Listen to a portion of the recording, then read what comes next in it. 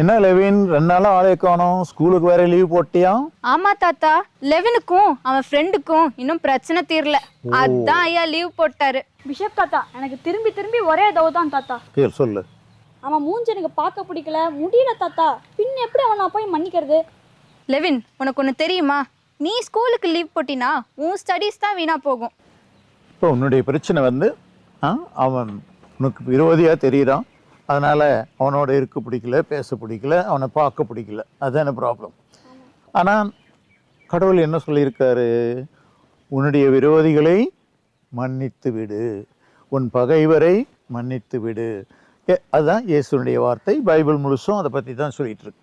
ஏன் அப்படின்னா, கடவுள் நம்மை மன்னிக்கிறதுக்கும் நாம் ஒருத்தரை மன்னிக்கிறதுக்கும் ஒரு தொடர்பு இருக்கிறது. ஆண்டவர் இயேசு கற்றுக் கொடுத்த ஜெபம் அப்படின்னு சொல்கிறோம் இல்லையா? ஆமா தாத்தா. அதில் 2வது பகுதி எப்படி வருது?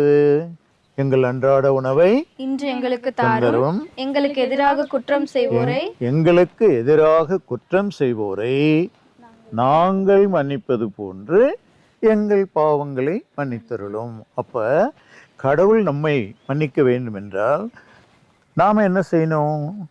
நமது விரோதிகளை, நமக்கு பிடிக்காதவர்களை மன்னிக்கணும். இப்போ ஒரு முக்கோணம் வருது பார்.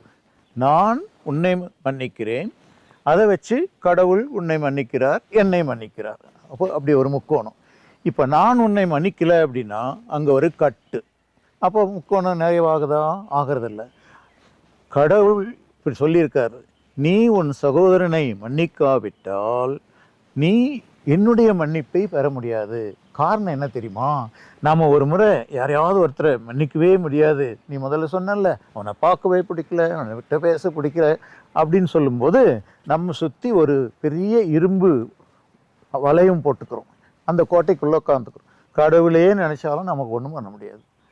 நாம் அந்த கோட்டையை உதறி வெளியில் வந்த, அதாவது நம் பகைவரை மன்னிச்சால்தான் கடவுள் நம் பாவங்களை மன்னிக்க முடியும், நாமும் கடவுளும் ஒன்றா இருக்க முடியும். அதனால் கிறிஸ்துவ வாழ்க்கையில், கிறிஸ்துவ நம்பிக்கைப்படி மன்னித்தால்தான் கிறிஸ்துவ வாழ்வு, இல்லை என்றால் இல்லை.